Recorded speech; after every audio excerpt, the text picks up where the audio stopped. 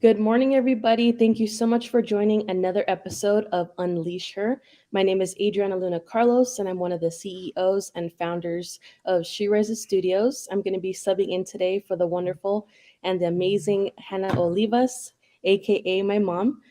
So I just wanted to start off by introducing again Michelle Klein from Klein Hospitality. I know you guys all know her. If anyone, I'm the new face here today, and I'm very excited to jump in because I feel like I got to jump in on an amazing topic, that one that we really created this company for, and to really help bring women together and help them understand that they can live boldly in life and business. So today is all about unleashing the female power within, boldly living in life and business. So I did prepare a couple of tips, but I want to pass it over to Michelle for a little bit to kind of get some insight into what she thinks living boldly in life and business means.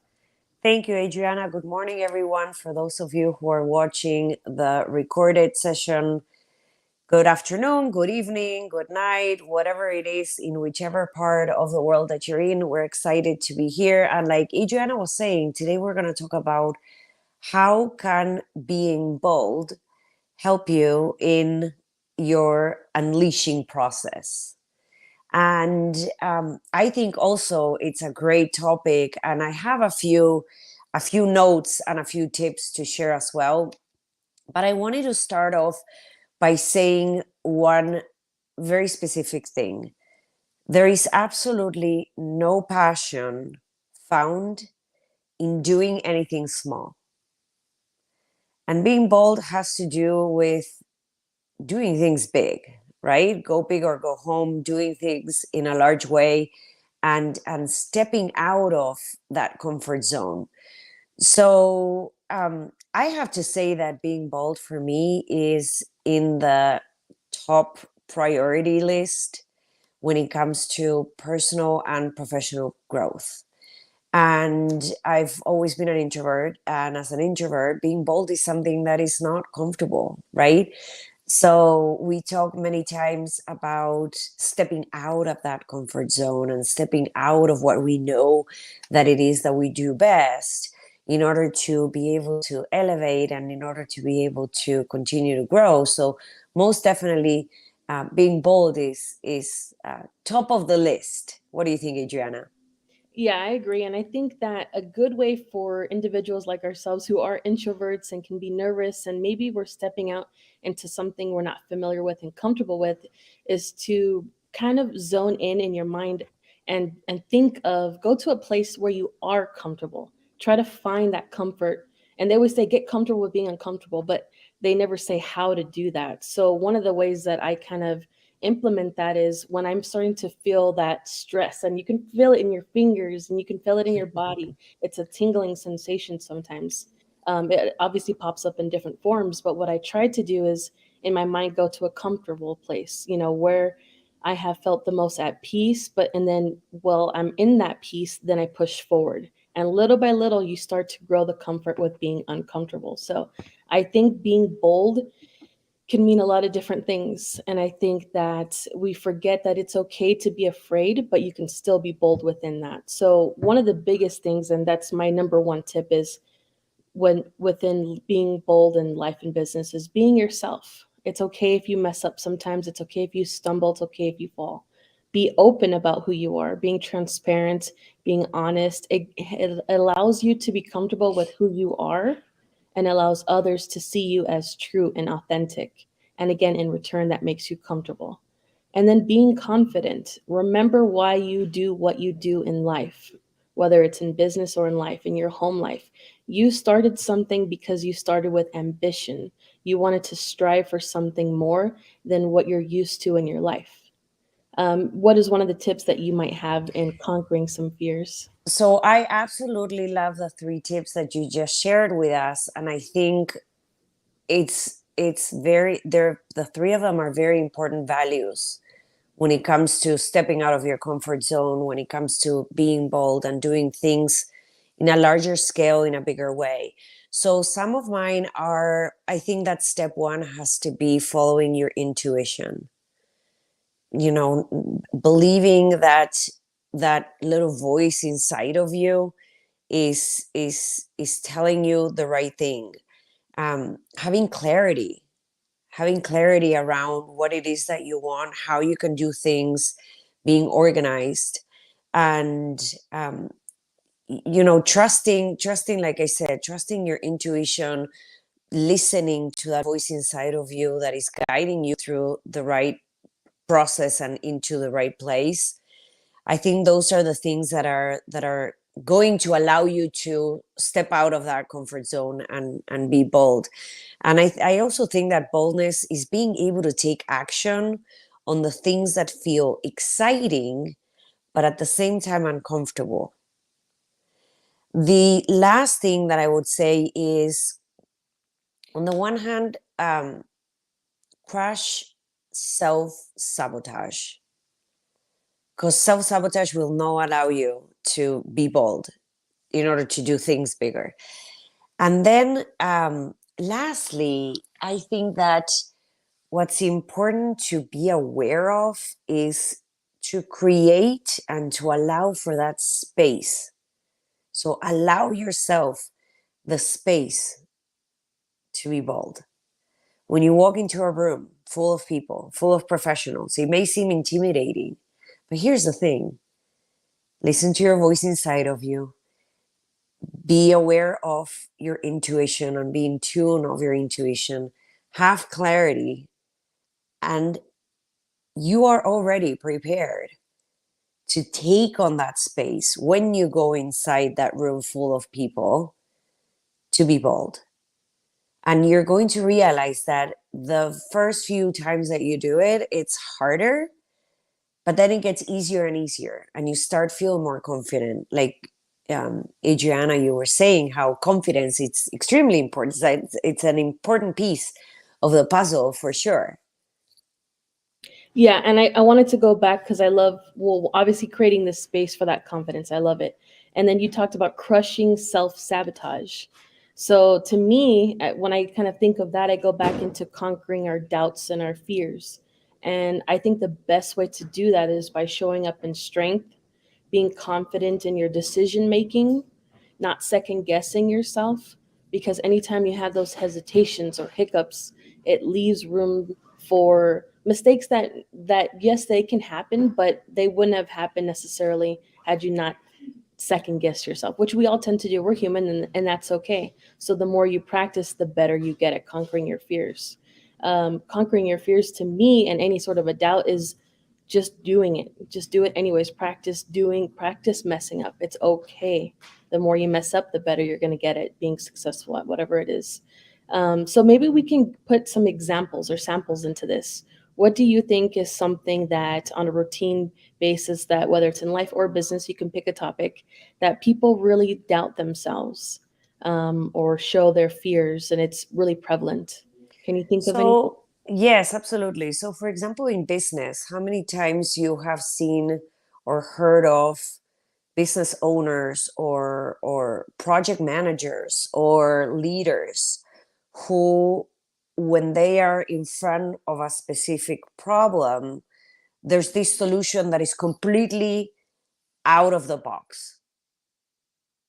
So analyzing, having clarity, listening to into your intuition, having the confidence, being organized, all those things are going to allow you to push that solution that you're trying to propose, present that solution, try that new product, try that new service in a grander way, without the fear of thinking, what are they going to think when I propose this solution to this problem or this challenge or this project? Or how are my clients going to react if I come up with this new service, right? Because it's something that is completely different, different than what anybody else is doing, different than what anything else that you have done so far. So I think that's a good example where in business, many times when it has to do with pushing up a project or pushing a solution or doing something that is different, that is like breaking the mold, that's an area where we need more boldness. Another area, and I take advantage of this platform is for women specifically. When you say, I feel like I don't have a seat at the table, or I feel like I'm not heard, or I'm not listened to, which is different. I will give you an example. One of my proudest moments as an executive woman was one time when I was in a boardroom with a group. I had my people, and then there were the other people in the room, and the CEO, COO, and senior vice president of sales from the other group were in the room. And it was all men. My CEO was in the room, he was a man. I was the COO, operating officer, the only woman in the room. And my senior vice president of sales was a man. So it was all boys and me. And we were talking about a solution that would, this was a collaboration, a partnership that we were going into in order to provide a very specific service to the industry. And we were discussing a solution that was crucial, that was going to revolutionize the way we were tackling that particular problem we were solving for our clients. And the the senior VP of sales from the other side kept on interrupting me and kept on interrupting me and kept on interrupting me. And all of a sudden, I looked back at him and I said, I called his name and I said, I'm not finished. Would you mind giving me the same respect that I gave you when it was your turn to speak? You could drop a pin and hear it. There was like literally silence. Mm-hmm. The CEO and the COO on the other side, so our partnership group, stared at me, and I could see like a little smirk on the side of their face, like, yeah, you go for it, right? And then when I stepped out of that meeting, we came to our resolution. It was great. It was a win-win for everyone, including our clients, so on. When we come out of our meeting, my CEO says, that was the best part of the meeting. Regardless if we came up with, if we arrived to a win-win situation, regardless if we found the right solution for our clients, regardless if whatever happened in that meeting, that was the best part of our meeting. So two things happened during that meeting, because I took the lead on being bold at that time and standing my ground. Two things happened. Number one, I got the recognition from my CEO and the comfort that he's there to, you know, Yep. be behind me, to back me up. And then on the other hand, in analyzing and seeing the reaction from my peers, I realized I'm not alone.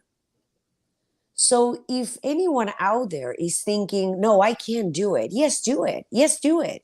Mm-hmm. Because we have done such a tremendous job, and we're still in the creation of the awareness of Women History Month. So I want to acknowledge this and bring it up, how the women before us and what we're doing with the girls that come after us, we have done such an incredible job in creating awareness that you will find men in the room that think like you, that will give you the time and the space to be bold, that will embrace you being bold. So punch your fears in the face, like I always say. Love it. Yeah, the confidence, bold, fierceness, being proud of who you are, that all came to me within the story that you just shared. So, and you talked about what you received in return. So, there are pros besides just building that confidence of what comes from living boldly. You do get things in return. So, you talked about recognition, also finding some comrades that followed suit with you, who were in line with what you thought and what you believed in, so not being alone. I love that. And then it all kind of comes down to the third part that I had, so preparing for success. And I'm really big on when success, it's all about when preparation meets opportunity. And putting in that hard work is going to help you to when that opportunity comes and you get to show, you get to strut your stuff. You were able to be in that boardroom and talk the way that you talked and stood up for yourself because you put in the work. People know who you are, they knew what you could do and what you provide to the table. So it was all about that preparation, believing in yourself. And it is a process, but it is well worth it. And we're proud of women like you and others in the community who are wanting to stand up for themselves and not settle for, the bare minimum in life. We deserve to be heard, listened to, and respected. So thank you so much for sharing that story. If you had, Absolutely. yeah, did you have any other closing comments for this? I think we did a great job. We gave some individuals some stepping points here. I think that for closing, I would go back to my opening statement, which is there is no passion to be found in doing things small. So go for it, prepare yourself, and just do it. Love it. Well, thank you so much, Michelle. We'll see you all again next Tuesday at 8:30 for another episode of Unleash Her. Wonderful. Thank you, Adriana. Bye, everyone.